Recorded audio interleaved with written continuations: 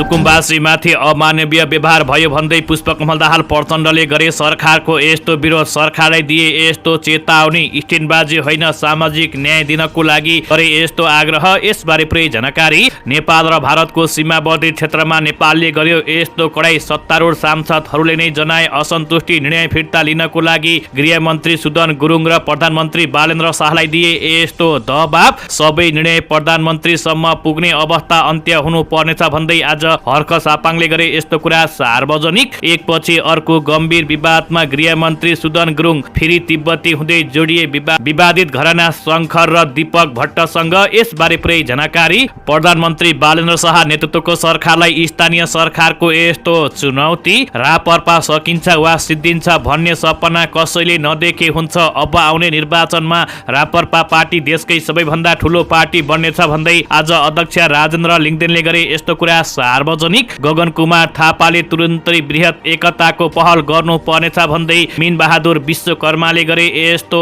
आग्रह। टानी शरणार्थी सङ्कट समाधानका लागि पहल गर्न प्रधानमन्त्री बालेन्द्र शाहलाई यस्तो आग्रह। र प्रधानमन्त्री बालेन्द्र शाहले नेपाली जनताहरूका मुद्दा उठाउन सकिरहेका छैनन्, स्ट्यान्ड गरेर राजनीति गइरहेका छन् भन्दै प्रधानमन्त्री बालेन्द्र शाहमाथि लाग्यो यस्तो आरोप। अब हेर्नुहोस् पुरा समाचार।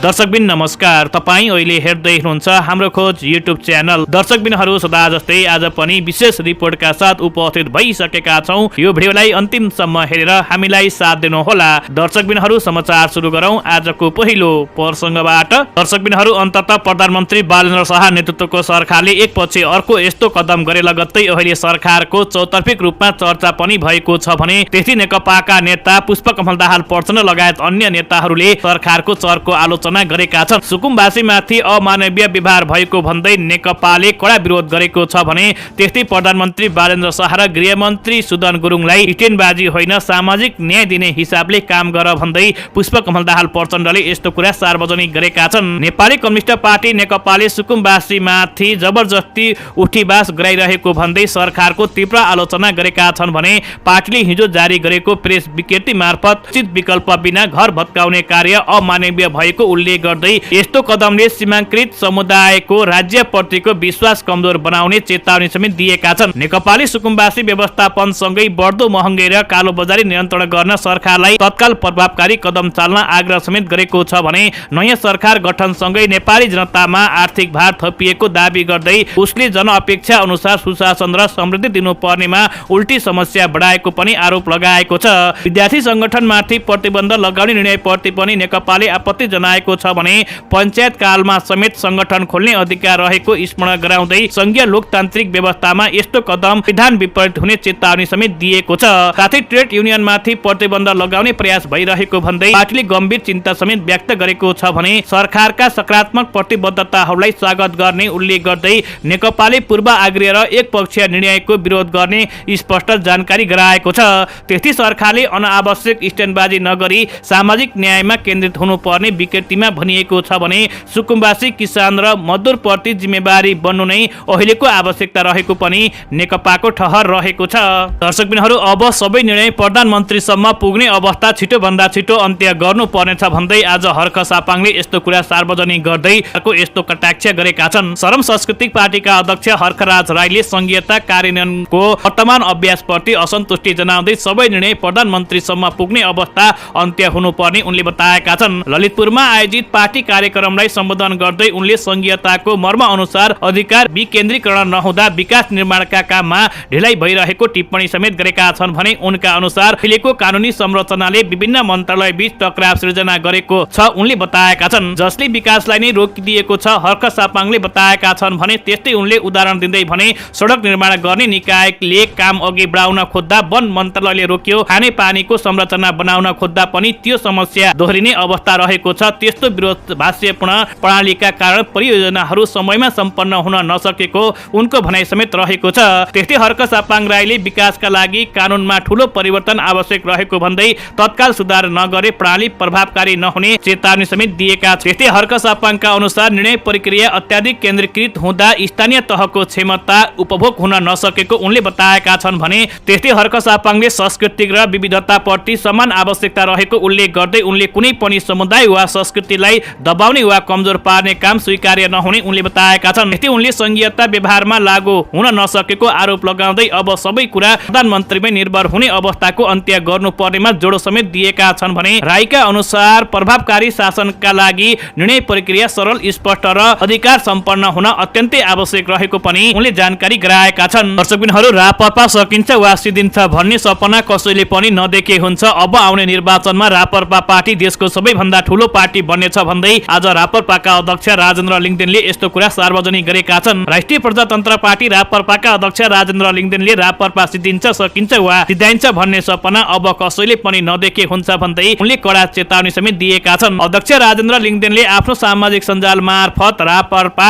आफू र आफू जस्ता कयौंको रगत पसिना र वर्षौं खर्चिएको पार्टी भएकाले यसको भविष्य कुनै पनि हालतमा नसकिने उनले जानकारी गराएका हुन्। रापरपा सिद्धान्त सकिन्छ वा सिद्धिन्छ भन्ने सपना कसैले नदेखे हुन्छ उनले बताएका छन्। म जस्ता असंख्य रगत पसिना र वर्षौं खर्चेर बनेको यो रापरपाले चुनाव पो हारेको हो त चुनाव हार्दैमा कुनै पनि राजनीतिक पार्टीको भविष्य सकिँदैन उनले बताएका छन्। त्यस्तै उनले रापरपा अभिभावकीय राज संस्था सनातन धर्म सापेक्ष हिन्दू राष्ट्र आर्थिक रूपले मात्र नभएर प्रशासनिक दृष्टिकोणले समेत झन्झटिलो र बोजिलो प्रदेश संरचना सम्बन्धी आफ्नै अवधारणाबाट पछाडि नफर्किने स्पष्ट समेत पारेका छन्। त्यस्तै उनले चुनाव हार्दैमा कुनै पनि राजनीतिक पार्टीको भविष्य नसकिने उनले बताएका छन् भने आफ्नो गल्ती कमी कमजोरीहरू सच्याएर रापरपा पुनर्गठित भएर उठ्ने उनको भनाइ समेत रहेको छ। त्यस्तै अध्यक्ष राजेन्द्र लिङदेनले पार्टीले अब सबै गल्तीहरू कमजोरीहरू सच्याएर पुनर् पार्टी गठन गर्नको लागि पार्टी अगाडि बढेको पनि उनले जानकारी गराएका छन् भने आम नेपाली जनताप्रति रापरपा पार्टीप्रति अत्यन्तै विश्वास रहेको पनि उनले जानकारी गराएका छन्। दर्शकबिनहरू अन्ततः गृहमन्त्री एकपछि अर्को गर्दै गम्भीर विवादमा गृहमन्त्री सुदन गुरुङ तानिएका छन् भने फेरि तिब्बती हुँदै जोडिएर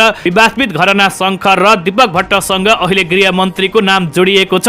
एनजी आन्दोलनदेखि नै विवादको घेरामा रहेका गृहमन्त्री सुदन गुरुङ पछिल्लो समय थप एकपछि अर्को विवादमा जोडिएका छन् भने जेन्जी आन्दोलनमा पानी बाँड्न सहभागी भएर एकाएक अभियन्ता हुँदै गृहमन्त्री बनेका उनका गतिविधि कतिपय कुराहरूले शङ्कास्पद व्यक्त समेत गरेका छन्। उनका गतिविधिहरू सुरुदेखि नै शङ्कास्पद देखिएको धेरैजनाले टिप्पणी गरेका छन्। हामी नेपालको आर्थिक गतिविधिको फेरि तिब्बत अभियानसम्म जोडिएका उनी राष्ट्रिय स्वतन्त्र पार्टीमा प्रवेश गरेर गोरखाबाट त्यससँगै सरप्राइजको रूपमा अहिले उनी गृहमन्त्रीमा नियुक्त समेत भएका हुन्। हामी नेपाल संस्थामा रहँदै उनी दीपक भट्ट र शङ्कर ग्रुपसँग जोडिएका थिए तर उनी रासोपा हुँदै सांसद भएर गृहमन्त्रीमा नियुक्त भएका छन्। गृहमन्त्री नियुक्त हुनु अगाडि नै भदौ 23 र 24 गतेका गतिविधिमा निकै शङ्कास्पद देखिएका उनी गृहमन्त्रीमा नियुक्त भएदेखि नै उनी एकपछि अर्को विवादमा तानिँदै आएका छन्। एनजी अभियानको अभियन्ताको रूपमा सक्रिय रहँदै उनी र विवादित समूह शङ्कर ग्रुप र दीपक भट्ट बीच सम्बन्ध खुलेको थियो भने हामी नेपालले दीपक भट्ट सहित अग्रवाल र सुलभ अग्रवाललाई सम्मान गरेको विवरण सार्वजनिक भएको थियो भने उनले हामी नेपालको सामाजिक अभियानमा सहयोग गरे बापत सम्मान गरेको दावी समेत गरेका थिए। तर उनी सो समूहको लगानी रहेको कम्पनीकी साझेदारी रहेको खुलेको छ भने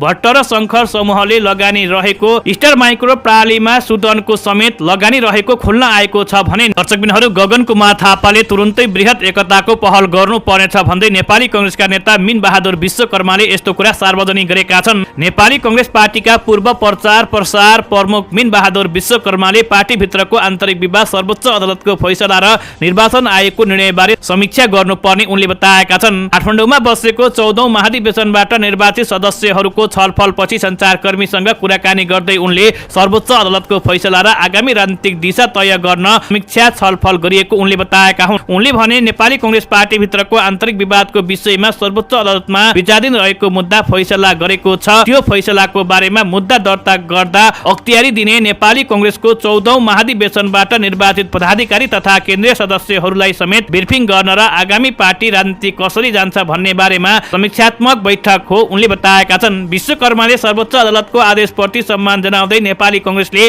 त्यसलाई मान्ने स्पष्ट पारेका छन् भने तर अदालतको फैसला र निर्वाचन आयोगले स्थापित नजिर संविधान संविधान कानून तथा नेपाली कांग्रेसको विधानसँग बाँझिने गरी गरेको निर्णयप्रति गम्भीर असहमति रहेको उनले बताएका छन्। त्यस्तै उनले भने आजको बैठकमा सर्वोच्च अदालतको फैसला, निर्वाचन आयोगको निर्णय, संविधान कानून र नेपाली कांग्रेसको विधानसँग पनि बाँझिने गरी गरेको भए पनि हामीले थुप्रै असहमतिका आधारहरू हुँदा हुँदै पनि सर्वोच्च अदालतको आदेशलाई स्वतन्त्र न्यायपालिकाको प्रति सम्मान गर्नको लागि नेपाली कांग्रेसले मान्ने कुरा भएको उनले बताएका छन्। त्यस्तै छलफलमा पनि अदालतको आदेशलाई मानेर जाने तय। उनका अनुसार छलफलमा अदालतको आदेश पालना गर्दै त्यसमा भएका असहमतिहरूलाई स्पष्ट रूपमा राख्नुपर्ने निष्कर्ष निकालेको छ उनले बताएका छन्। त्यस्तै उनले नेपालको पहिलो ठूलो र लोकतान्त्रिक पार्टी नेपाली कांग्रेस अहिले कमजोर अवस्थामा पुगेको भन्दै पार्टीलाई मजबुत बनाउन बृहत एकता अत्यन्तै आवश्यकता रहेको पनि उनले जानकारी गराएका छन्। त्यस्तै विश्वकर्माले आयोग वा अदालतबाट म्यानेजमेन्ट प्राप्त गरेका नेपाली कांग्रेसका केन्द्रीय कार्यकारी सभापति गगन कुमार थापा र उनको कार्य समितिले एकाएक पहल तत्काल गर्नुपर्ने बताएका छन्। उनले ढिलाइ भए पार्टीलाई गम्भीर क्षति पुग्न सक्ने चेतावनी समेत दिएका छन् भने नेपालको इतिहासमा